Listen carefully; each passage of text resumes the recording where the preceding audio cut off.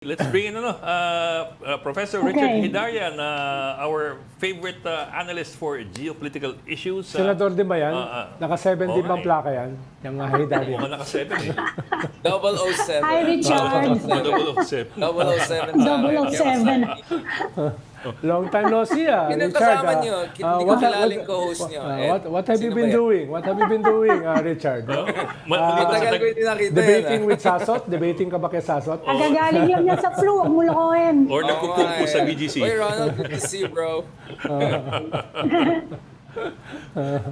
Well, teka, kayo talaga. Una ba sabi niyo, let's go down to well, sir, ganito kasi, it's already the 4th of November. Everybody's excited for the US elections. Mukhang down the wire,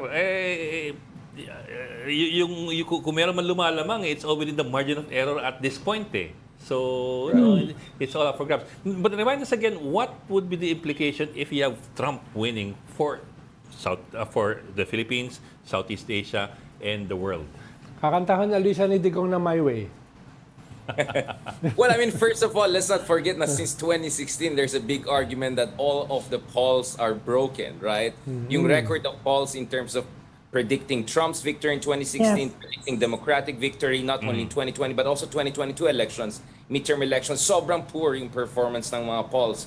So I think we have to take the polls with a grain of salt, and not to mention, ang daming mga swing voters and counties na nagsiswing back and forth. I mean, just few years ago, we had Kamala Harris finally making a pitch saying that she's gonna go for a Gaza ceasefire now, all in na siya, because she realizes she needs the Muslim American votes, Arab American votes, especially in places like Michigan on her side. So ang dami mga 11th hour, almost 12th hour swings back and forth. So it's really hard to say. And then there was a couple, I look at least 3 different polls over the past 16 hours suggesting different things. Kamala doing well in Iowa, some of them showing that Trump is doing much better right now in the past 10 hours or so in some of the swing states. In Nevada, the Filipino-American community, including some of my relatives, could play an important role, extremely important role in determining who will be the next president of the United States. So I think, first of all, we have to park that. Now, speaking of Trump, well, the thing is this.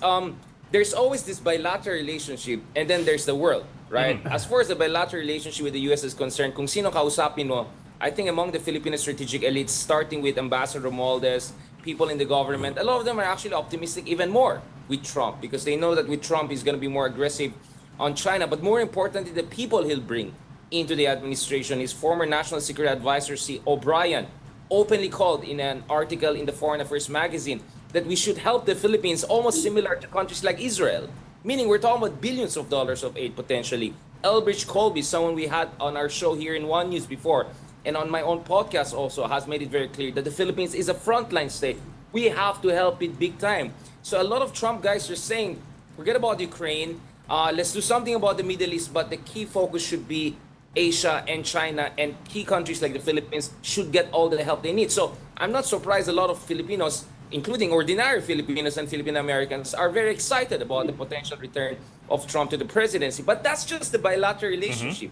But I think what people are not taking into consideration is, A, we might get an even more unpredictable version of Trump, and a lot of these good people who could be hired could be fired later on. But more importantly, we don't know what Trump is going to do in other parts of the world. If he gets into war in the Middle East, for instance, which is not impossible, as we look at this ping-pong of missiles between 2 regional powers, then if the U.S. gets bogged down in the Middle East, no matter how much Trump wants to be anti-China, he's not going to be in a position to help us. If he gets the Ukraine conflict or the escalation wrong, he's going to pick fight with the Europeans and give the Russians a lot of incentive. So I think the problem I see with a lot of analysis is that they try to isolate Philippine-US relations as if hindi tayo apektado sa ginagawa ng US sa iba't ibang rehiyon ng mundo. At as if alam natin exactly ang gagawin ni Trump down the road, and whether yung mga tao na sa paligid niya mananatili sila down the road, assuming they want to do what they want to do. So there are lots of known unknowns, not to mention unknown unknowns, and that's why I think we have to prepare for the worst, and while at the same time I understand that many people are hoping for the best under a Trump presidency. Pero as you Richard, said, what about economically? Make America great again, di ba? He wants to bring back American investments. How do you think it will affect us economically? So that's the area where we have more concrete concerns, right? So first of all, Trump said he might impose up to 60% tariffs, right, on some of the countries in China. Now, considering how the supply chains in this part of the world are super integrated, if matamaan ng China, matamaan din tayong lahat. It's just a question of who's going to be less. Probably us less because we're not as dependent on China. But it's very hard to say that any attack on China's economy will not affect adversely the entire region. Korea, Japan, all of these countries that we deal with also are dependent on the Chinese supply chains. Ambassador Romualdez told me earlier this year that when it comes to the free trade area, they're going to push for what they can push. But I think realistically, what the Philippines want to do under Trump is baka wala tayong makuha na free trade agreement, bilateral free trade. Malabo yan. Malabo rin yan under Democrats, just to be clear. But what we might go is what are targeted investments, semiconductors. For instance, we can be an alternative production site, especially as Taiwan becomes hotter and more uncertain. And also, there's a push to make the Philippines the top supplier of nickel. Because lahat ng mga EV battery mines ay na-dominate ng China, from Indonesia to Latin America to Africa. So I think the strategy there is, if Trump's coming to power, we're going to position ourselves as the preferred trusted producer of sensitive materials and suppliers of critical minerals. And I think that's very doable under the name of national security. So even if there's MAGA protectionism, I think that's very much doable. So it's a mitigated disaster, and at the same time, a lot of opportunities there. But if someone like Trump comes to office. But Richard, why should they do that here? Eh, ang taas ng kuryente rito.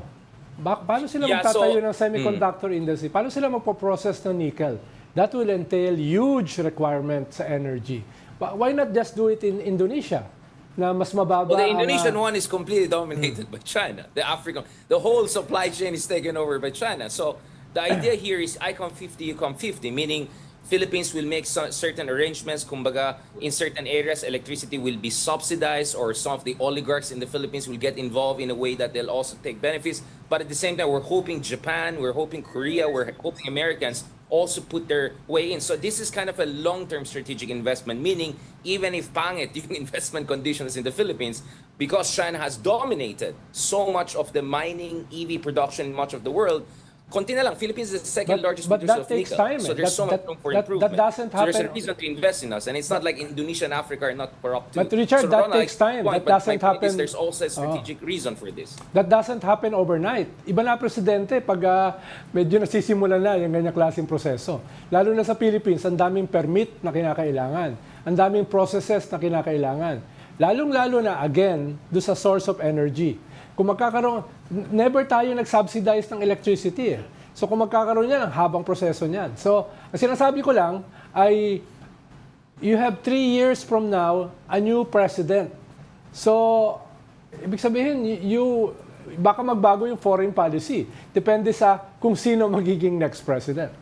No? My sense, Ronald, if Trump comes to power, they're going to make sure that the next Filipino president is someone who's on friendly terms, meaning I think the U.S. will play a more active role to support the institutionalization of whatever they're going to do. Also, you're absolutely correct, Ronald. It's going to be a package of industrial, military strategies. Look at it, Ronald. The Americans are going to put Typhoon missile systems here almost permanently.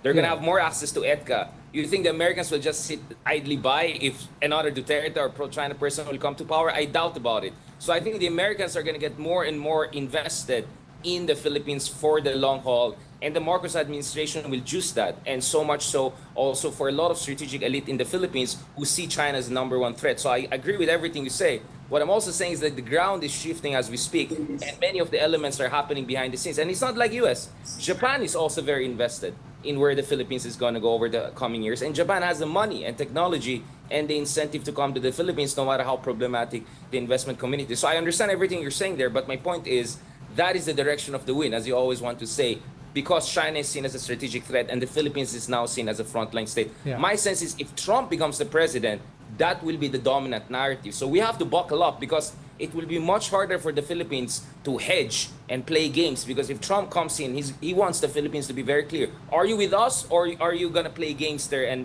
you're on your own essentially? So it's going to be really risky and difficult too. But for the Filipinos who want us to take a tougher stance on China, they would love to have someone like Trump. Now, where you and I stand, that's a long conversation. But I'm just laying out the big picture here. The only problem is ang track record ng US at Japan, hindi naman niya nagbubuhos ng pera sa eleksyon eh. Unlike China. China walang hindrance eh.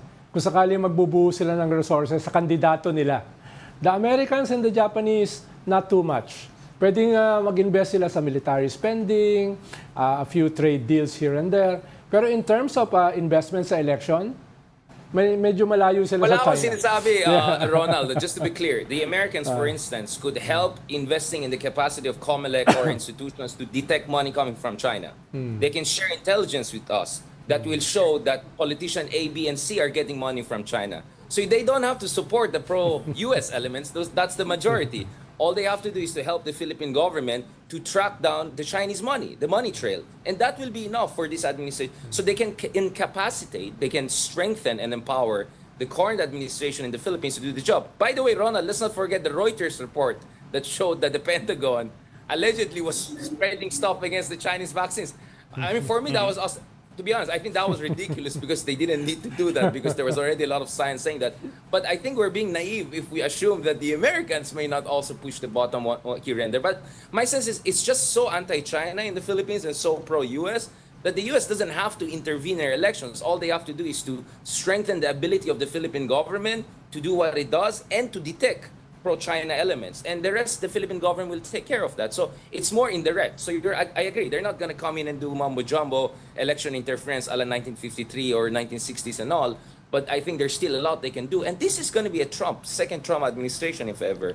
I think they're going to be much more aggressive than ever. I think we're going to see an all-out new Cold War in the coming years. It's much more likely than not. Richard, there's a lot of talk about the Trump presidency. What about the Kamala Harris presidency? Ano yan? Meron bang minuses yun for us, for the Philippines? No, I don't think so. I think, if of all, sabi ko nga, even if things go south under the next president, whoever it is, Kamala or Trump, I think will be the first class cabin in a sinking Titanic ship, assuming US goes down.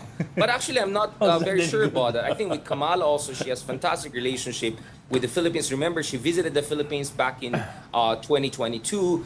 She went to Palawan. She was aboard a Coast Guard watch.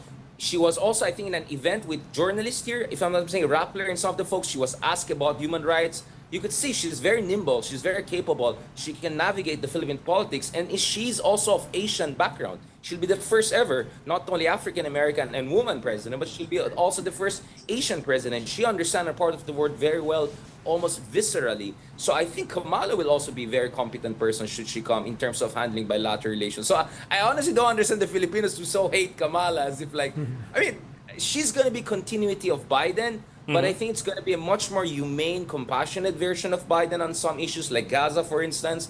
I think she is going to have the more personal touch, and she's younger. She's more dynamic. I expect Kamala to have a state visit to the Philippines should she become the president. She has already made that visit as a vice president. Biden was, to be honest, he was not in the spring of his youth, summer of his youth. So he didn't visit the Philippines for a state visit or anything. So I think you're going to see more and better version of Biden should Kamala Harris win. So either way, I think there are a lot of pluses that the Philippines can look at. But obviously with Trump, it's like there could be more plus, but there could also be more minuses. It's much bigger strategic gamble, except we don't have a vote in here. So it's a gamble that we didn't pay for or we didn't have a power on. So we just have to prepare for the worst and hope for the best. But Richard, if we zoom in a bit, for example, in specific issues, Trump versus Harris, for example, EDCA sites. It won't change. If you're looking, well, it was It Biden. will not change. It will not Whether change. Trump or Biden, hindi magbabago yon. Mas ang magiging problema ng US, it's the most polarized election.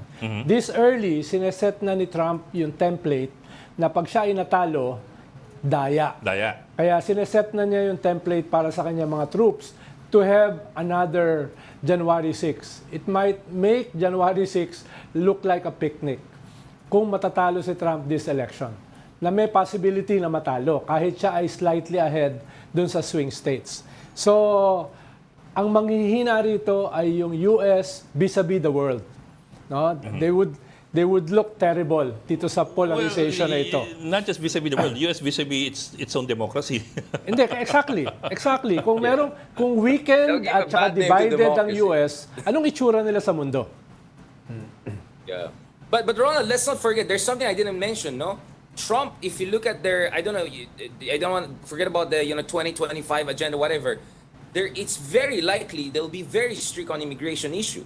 So another reason I wonder why a lot of Filipinos are so excited about Trump president is like, wait, if you have relatives and family or TNT in the US, oh my goodness, the ICE and the agents in the US are going to have more power than ever.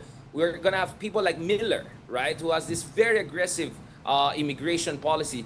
So a lot of Filipino-Americans or a lot of Filipinos residing in US in let's say gray area, legal gray area, could get hurt very bad if ever some of these speculations about a second Trump president come true. Not to mention, maybe going to the US will also be much more difficult for a lot of Filipinos who want to rejoin or revisit their families. So I think it's quite a lot. It's quite interesting to me that a lot of Filipinos are not looking at that aspect. Like I hear a lot of Filipino-Americans or Filipinos with Filipino-American families saying, "Oh, it's good, yeah, America has to have, that build that wall. All of these people from South America coming." I said, "Yeah, but it's not like it's only those people are going to be affected. A lot of Filipino-Americans will be affected. A lot of Filipinos who want to migrate to the U.S.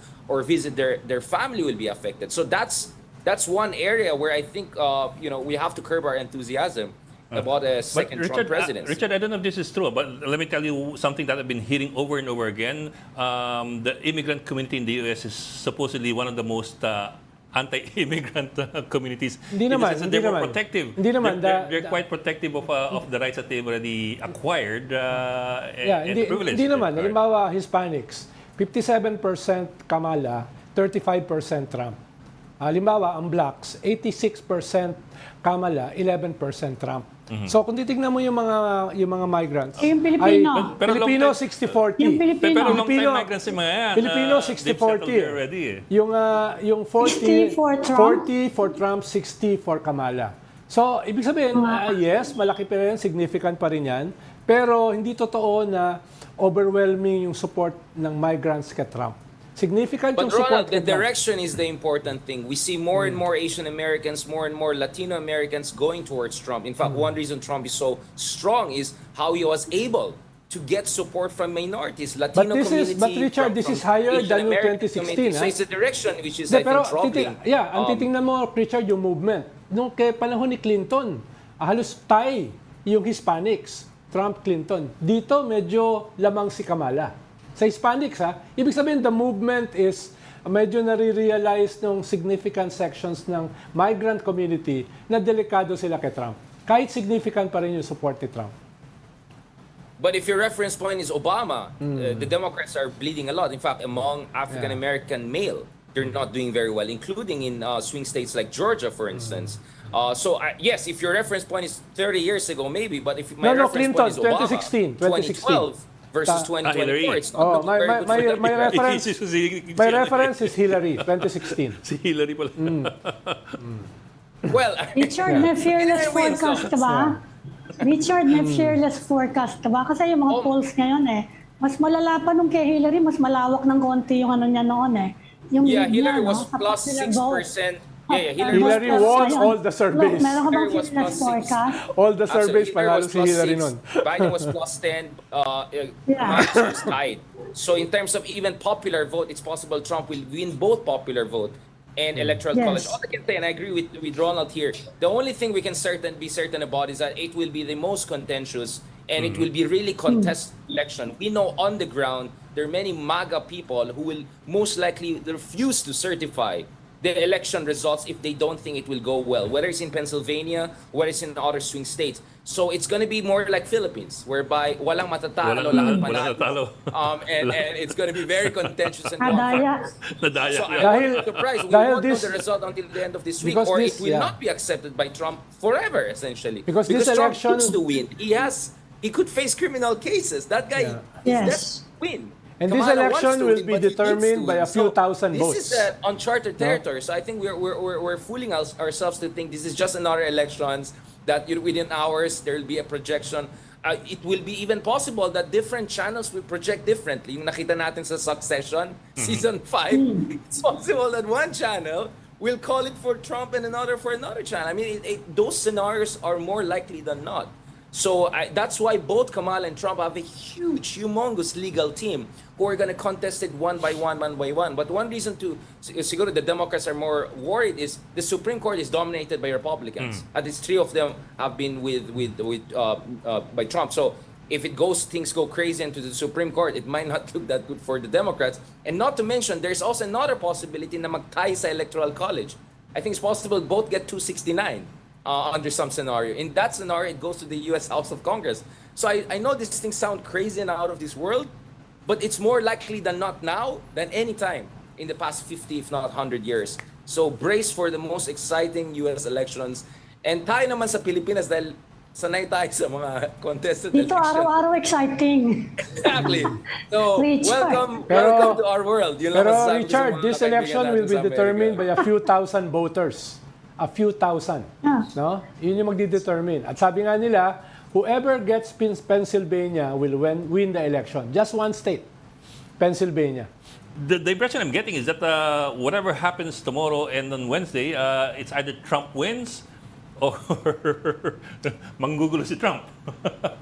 Wins or Trump wins, right? I mean, it's just the version of, I didn't want to put it that way. Trump wins. Sige, yun na, ayun. Well, actually, monitoring over the past 48 hours or so, online on Twitter already, there I don't want to say it's a script, but there are already some would say disinformation or some would say psychological warfare, Conditioning. mind condition, kung saan sinasabi kong matalo si Trump, ito yung mga dahilan. So as we speak, there's already the predicate being set by some of the partisans of MAG. I'm not saying they're necessary from campaign of Trump, but these are the talking points that will come out in the coming days. So from Arizona to Pennsylvania to a lot of these swing states, hard-fought swing states, there are going to be most likely a lot of people who will they refuse to certify the election result if it doesn't go Trump's way, or will contest it over and over again and overwhelm the system, including the American judiciary with a lot of complaints. So really buckle up. I mean, I would be shocked if this election had a seamless transition. Because I'll tell you what, if Trump wins also, but it's very close, who tells you that the other side will also accept it nicely? I think we keep on talking about Trump not accepting the results. That's 100%. But I think some people are also underestimating, maybe not Kamala, but are underestimating a lot of people in the Democratic Party, anti-Trump elements, who will also perhaps be very reticent to certify or to accept a Trump presidency. So you may see in a situation where Trump wins, that will also not be a seamless transition. I remember I was in the US in 2016. As soon as Trump won, there were already protests within hours in front of his tower there in Manhattan. So I won't be surprised. We'll see even more on steroids version of that, because this election is even more polarized than Pero the I doubt, 2016. pero I doubt, Richard, kung yung Democrats lulusubin yung Capitol. January 6 is They one they thing. won't attack the I'm Capitol. not saying it's Yeah. necessarily the same way, but you could see a lot of bottom-up pressure, grassroots pressure for something to be done. So it goes down to Biden. I think this is where Biden's role will be very important. If ever they don't win, it's important that Biden comes out and says, this is about the Constitution, this is about transfer of power, you may not like the result, but this is what we have to do. The difference with last time, during the January 6th attack, is that time it was Trump who was the president. This time Biden is the president, so I think Biden as the president can play an important role in smoothing that transition. But I'm just saying, I don't see it at the same level, but it's also very likely that the other side will also not easily accept it. Should Trump win, and the margins are very, very close. Ang very, medyo very strange close. dito, Christian, usually Christian.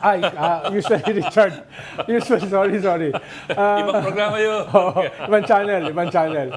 Usually, Richard, Galing ka sa ano? lahat ng previous elections sa US, pag magandang economy, yung incumbent ang panalo. Or at least yung kandidato ng incumbent. In this case, relatively maganda ang economy ngayon. Sabi nga nila, soft landing. Pero bakit ganun pa rin kalakas si Trump? Bakit ganun pa rin kadikit?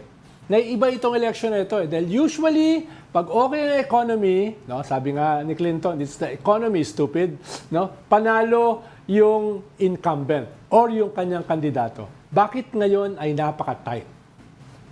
It's the inflation. It's the inflation, stupid. There's gonna be an Hindi, pero updated nakuha nila, na-temper nila yung inflation. Inflation hurt the Gen Zs a lot. Younger Americans cannot afford, so housing costs are extremely high. I remember asking my cousins, the interest rates 5-6 years ago was 2%. Now the interest rate is what, 6%, 7%? Housing is very expensive, extremely expensive. The poorest of poor Americans, Gen Z, new generation Americans, a lot of them have been turned off because parang sa Pilipinas, ang ganda ng macroeconomic, yung overall growth. Pero in terms of trickling down, in terms of impact sa most vulnerable, things have not been very good over the past years. Only now nag-slow down yung inflation.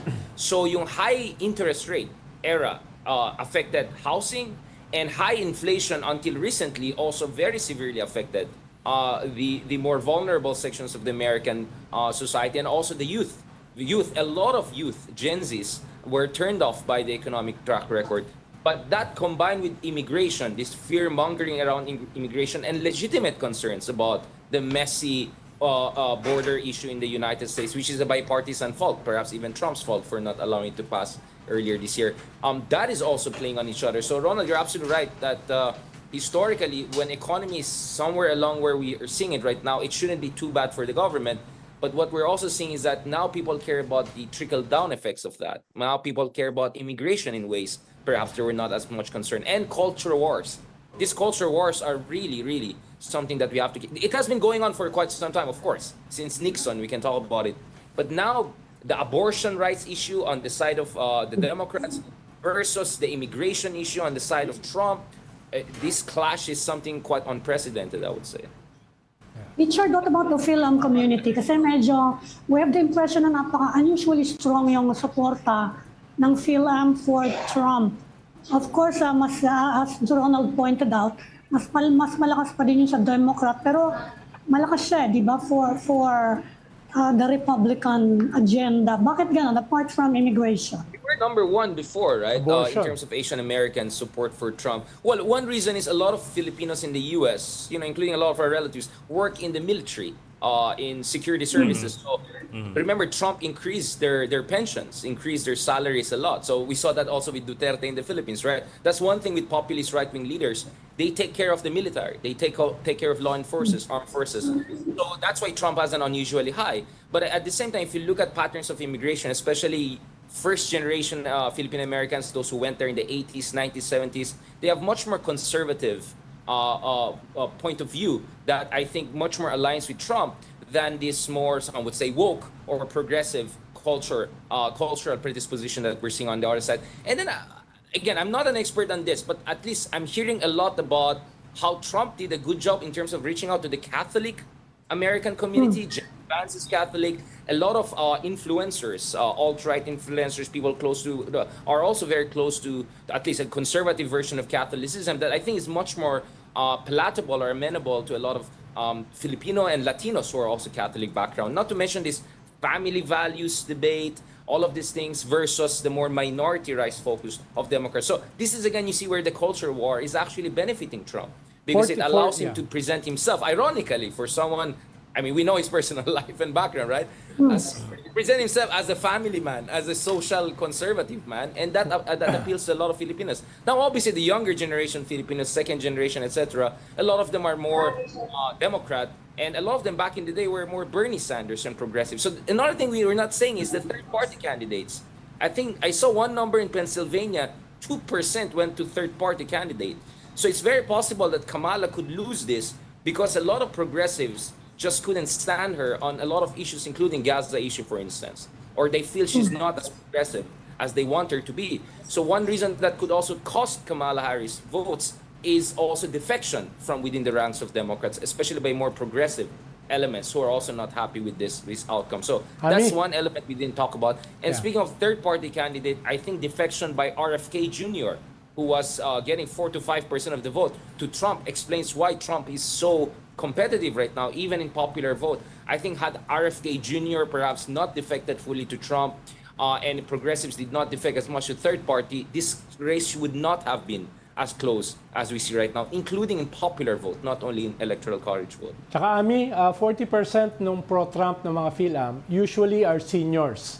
At ang issue nila is abortion and divorce. Yun yung very strong sa kanila. Na kaya sila ay anti-Democrat. Doon naman malakas ang mga Democrat sa kababaihan.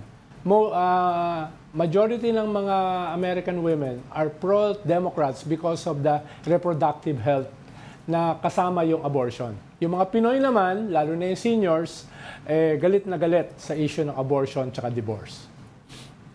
But let me pitch in one more question. One reason I was not surprised with a lot of Filipinos supporting Trump is I also know a lot of people, now I'm going to throw the grenade, marami akong kilala na pro-Lenny pero pro-Trump din. And I asked like, how does that make sense, right? Plus like, Lenny is like supposed to be anti-Duterte, Duterte. They said, no, you're getting it wrong. It's about family values, social values, conservative values. So, that made me realize, for many people, they're looking at Trump not for everything else that people are critical of. They look at him as the forebearer of conservative values, including Catholic values. So I think that's where medyo humina yung strategy ng Democrats. I think the Democrats should not have allowed the Republicans to monopolize the family values issue. Why should they only have the family values issue? From Obama to Biden, if you look at the first families, these are very tight-knit families, very strong values. Biden is a Catholic. He has a strong values. But for some reason, I don't think Democrats have done as much outreach to the Catholic and conservative committees on the social values front in the ways that they could have. Biden tried that with quite some success. Even Obama tried that. Even Bill Clinton to a certain degree. So one of the things we were seeing here is that Trump was so effective in monopolizing this, we are the family values party. And I think that explains also why a lot of older generation Filipinos are very much palatable to Trump's message. Pero yun nga, aside from the abortion issue, how was Trump able to project himself as the symbol of family values and conservatism? Well, yung evangelical churches kasi sa US are Republicans. Yeah. Yung evangelical church. It's not even the Catholics. Mas malaki yung evangelicals kaysa sa Catholic church. Kaya yun yung base ng Republicans. Yeah, pero in the end, how was Trump able to capture everybody in the Republican Party? Look at it. Look at his big family, right? They're all there. I mean, yes, you can talk about his divorce and background and all, but look at his events, whether it's the Madison Square event in New York the other day, although of course there was some controversy, the horrible comments by some comedians, and then if you look at the essentially the nomination, his kids are always there, right? So you can always say, yeah, Trump, he had divorces, failed marriages, but he's the man of family. Literally, he will have his sons, his daughters, all of them coming there. I mean, look at it. Even people who are part of his campaign are his daughter, his son-in-laws. One of his son-in-laws is actually Tiffany. Yeah, but Tiffany's that sounds husband. more like nepotism. He's the Lebanese American. Baka mas mahalagang sagot sa tanong mo, Ed, ay American voters are not very intelligent. Let's not go there. Because I don't know how we go That's there. why They can overlook the sex scandals, Richard. They can overlook the sex scandals, yung corruption scandals. Bakit ganon? They're not Parang very na sila, intelligent. Hindi ko nasasabihin kung sino yung kapareho. Yung mga voter doon. I think both I and Ronald have used this term. We live in a political multiverse. Multiverse, there you go. Yeah. Nation ecosystem. I mean, I talk to family members relatives who are Republican. They don't see what we see. They don't read New York Times. They don't listen to Ezra Klein or whatever. They listen to a completely different world, right? Whatever the new version of Rush Limbaugh, whatever is out there, it's a completely isolated, silo-driven information ecosystem. So I know many Americans, intelligent Americans, engineers, doctors, who are in a completely different universe of information. So that's why I don't agree necessarily with Roland that this is a question of high or low information. It's just a complete multiverse, right? Stupidity. So lahat naman nakikita natin, It's about nakikita natin, stupidity. look at it from a completely different angle. They look at it as a conspiracy of the deep state against Trump, yung judiciary daw nila sa New York bias against Trump. So actually, Trump looks like the victim. Ikaw, He Manny looks like Mugato, naniniwala ka ba na conspiracy, and that intelligent ang conspiratorial mindset American is very voters? strong in America. Ito, may kwan dito, si Manny Mugato, hindi daw intelligent ang American voters. So, bottom line. Wala na kayong visa pag si Trump na bahala kayo dyan. Silang dalawa lang yun. Ay, hindi na ako pupunta ron. Hindi na Kami sinisigurado namin, dire-diretso balik. sa kanila na. Bok, I have one more question. Many expected that after January 6, the January 6 attack on the Capitol, that signaled the end of Trump's political career. That was the impression then. Parang wala na, patay na to. But after a couple of years, now he's neck and neck. Dahil kailangan babaan mo yung standard mo eh. Again, let me do the other version. Ed, I was in South Carolina and Georgia earlier this year. I was talking to a lot of people who are Nikki Haley fans. I even met some people who are DeSantis fans. I think one thing happened there is that despite the diminution in Trump's support initially because of January 6 and all of that, especially after nung na-convict siya, he was so effective in presenting himself as a victim, he rallied the Republican Party around him. So completely na-decimate yung momentum ni Nikki Haley. in the case of DeSantis, I think he had I won't say a meltdown, but he really had a poor performance. I expected him to do better in the debates and all of that. So it's also because there were no alternatives, viable alternatives in the Republican Party. Nikki Haley tried. She did quite well until a certain point. But once na si Trump, he played the victim card very well. So speaking of paradox, Ami, the other thing with Trump is he's so good in presenting himself as the victim. Yes. I mean, look at that guy. Does he look like Magaling a victim? siya. So good. He's so Magaling good. sa packaging. Sobrang Natuto magaling. sa So, TV. Duterte wants to do that in the Philippines. So, I think if you're Duterte, you're watching Trump, can I do the same thing, look like a victim? He tried it last week in Senate, but I'm not sure he's anywhere. Magaling si Trump eh. Sobrang galing niya in rhetorically. Natuto dun sa Apprentice, sa TV show. Kamala Harris, you're fired. Entertainer. Entertainer siya, entertainer. Tapos yung garbage statement ni Biden, ayun, sakay kagad siya sa garbage truck. Di ba? O, di ba? Nagamit kagad He niya. had that assassination attempt on him.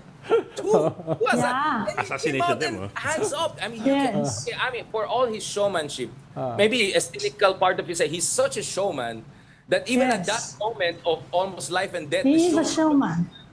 So this is politics, Ronald. You know this better than us. You know, Performative it's about politics. and Trump is so effective. Okay. Alam niyo na kung bakit nakasama sa mga listahan ngayon si Ronald, or Senator. Kasi Ronald, wala ka ng visa. Parang hindi maganda yung hugot na yun, no? Oh, teka. We need to go. We need to say goodbye to Richard. Sir, maraming salamat for joining us this afternoon. Geopolitical analyst Richard Heydarian.